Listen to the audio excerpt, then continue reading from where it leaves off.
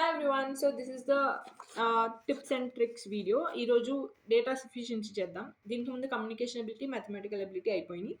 So data sufficiency ఏంటంటే మీకు 15 questions వస్తాయి, సారీ 20 క్వశ్చన్స్ వస్తాయి. సో 20 క్వశ్చన్స్లో డేటా సఫిషియన్సీలో మీకు అనలిటికల్ ఉంటుంది, మ్యాథమెటికల్ రిలేటెడ్ క్వశ్చన్స్ ఉంటాయి, ఏదైనా ఉంటాయి. సో అసలు ఎలా మనం ఆ 20లోంచి అట్లీస్ట్ 50 అయినా తెచ్చుకోవచ్చు ఈజీగా. Data sufficiency is easy. So ఎలా చేయాలో ఫస్ట్ టిప్ ఏంటంటే, don't waste your time on the question that you don't know. Skip చేసి నెక్స్ట్ క్వశ్చన్కి వెళ్ళిపోండి. నెక్స్ట్ క్వశ్చన్ మీకు వచ్చి ఉండొచ్చు, సో దాన్ని బట్టి మీకు కాన్ఫిడెన్స్ పెరుగుతుంది. ఆ కాన్ఫిడెన్స్తో మీరు ఈ క్వశ్చన్ అనేది ఫాస్ట్గా సాల్వ్ అవుతుంది. So don't waste time. రాని టాపిక్స్ చేయకండి ఎక్కువ. ఫస్ట్ స్కిప్ చేసి నెక్స్ట్ క్వశ్చన్కి వెళ్ళండి. పర్పుల్ కలర్లో మార్క్ చేసి నెక్స్ట్ క్వశ్చన్కి వెళ్ళండి. దెన్ మోస్ట్ ఇంపార్టెంట్, చాలామంది నాకు ఇప్పటికే అర్థం కాదు, కొంతమంది ఏం చేస్తారంటే ఆప్షన్స్ ఉంటాయి. ఓకే, దీనికి ముందు ఫస్ట్ ఆఫ్ ఆల్ ఇది ఇంకా ఇంపార్టెంట్. మీకు 4 ఆప్షన్స్ ఉంటాయి కదా డేటా సఫిషియన్సీలో. ఆ 4 ఎప్పుడు సేమ్ ఉంటాయి కదా. లైక్ ఏంటి, ఫస్ట్ది ఏంటి, only statement 1 is correct and statement 2 is not. Like only statement 1 is enough and statement 2 is not alone enough. Option B, only statement 2 is enough, statement 1 alone is not enough. So ఇలా 4 options ఉంటాయి. ఆ 4 options ఎప్పుడు సేమే ఉంటాయి. So ఒక్కసారి మీరు prepare అవుతున్నప్పుడు, previous year question papers అది సాల్వ్ చేసినప్పుడు మీరు ప్రిపేర్ అవుతున్నప్పుడు ఆ ఆప్షన్స్ అనేవి గుర్తుపెట్టేసుకోండి మైండ్లో. గుర్తు అయిపోతాయి. చాలామందికి ఆల్రెడీ మైండ్లో ఉంటాయి, కానీ అయినా కూడా వాళ్ళు అస్తమాటు ప్రతి ఆప్షన్కి చదువుతారు. ప్రతి క్వశ్చన్కి ఆప్షన్స్ మళ్ళీ చూస్తారు. అది చాలా waste of time. TSI set exam time waste.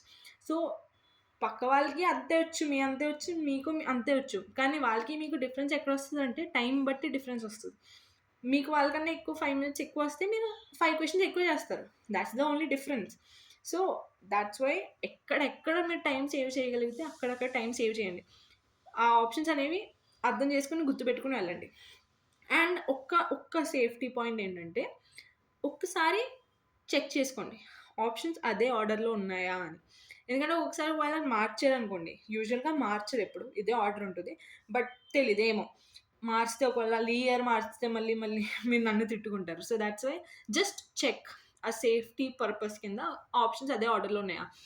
Option A వచ్చేసి only 1 statement is enough, other statement 2 alone is not enough, అదా ఒకసారి అవన్నీ చెక్ చేసుకోండి. Okay, now third most important tip. So కొంతమంది ఏం చేస్తారంటే, మీకు స్టేట్మెంట్స్ ఉంటాయి, 2 స్టేట్మెంట్స్, రెండు సెపరేట్గా చదవండి. స్టేట్మెంట్ 1లో వచ్చిందో అది చదివిన తర్వాత అయిపోయింది, అక్కడికక్కడ ఫుల్ స్టాప్ పెట్టండి. మళ్ళీ ఫ్రెష్ మైండ్తో స్టేట్మెంట్ 2 చదవండి.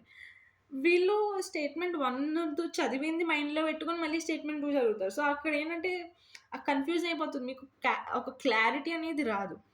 అండ్ డేటా సఫిషియన్సీలో clarity is important. And biggest mistake ఏం చేస్తారంటే, చాలామంది టైం వేస్ట్ చేసుకునేది, స్టేట్మెంట్ 1 చదివిన తర్వాత అర్థమైంది మనకి స్టేట్మెంట్ 1 ఈజ్ అలోన్ ఇనఫ్ అని. అది కరెక్ట్ ఆన్సర్. స్టేట్మెంట్ 1తో మనకి ఆన్సర్ వచ్చేస్తున్నారని మనకు తెలిసింది, అయినా కూడా వీళ్ళు సెకండ్ స్టేట్మెంట్ చదువుతారు.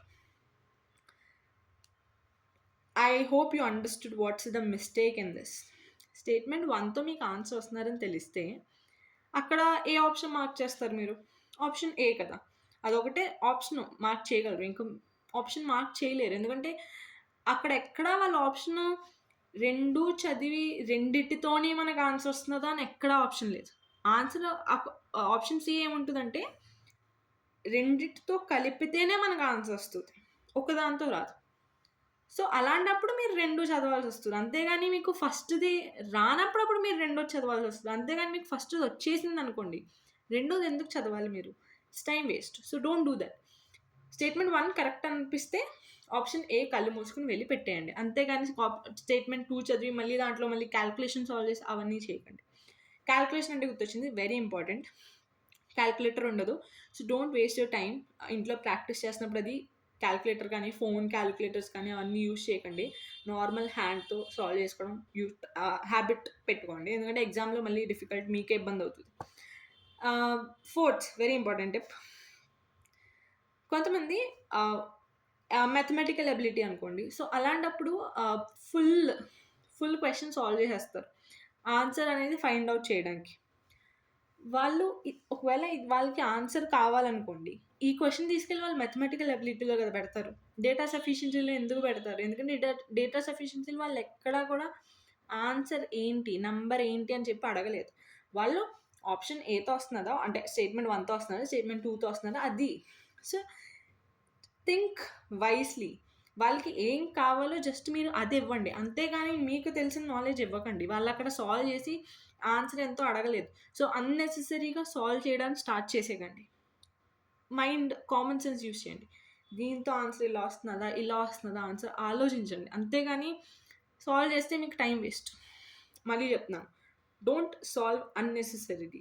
ఓకే, ఒకవేళ వాళ్ళకి ఆన్సర్ కావాల్సి వచ్చుంటే కనుక వాళ్ళు ఈ క్వశ్చన్ మ్యాథమెటికల్ ఎబిలిటీలో అడుగుతారు. డేటా సఫిషియన్సీ అనేది వాళ్ళు మీ ఆలోచన విధానాన్ని చూడడానికి. Okay, and one more thing very important, వాళ్ళు అడిగిన క్వశ్చన్ అడిగినట్టే ఉంచండి. అంతేగాని మీకు మీరు అజంప్షన్స్ వేసుకోకండి. అంటే ఒకసారి ముందు కూడా ఈ వీడియో చేశాను నేను డేటా సఫిషియన్సీ మీద. అప్పుడు కూడా ఇదే ఎగ్జాంపుల్ చెప్పాను. ఒకవేళ వాళ్ళు క్వశ్చన్లు అడిగారు అనుకోండి, ఒక ఇయర్కి సంబంధించి క్వశ్చన్, ఇయర్ అంటే సంవత్సరంకి సంబంధించిన క్వశ్చన్ అడిగారు.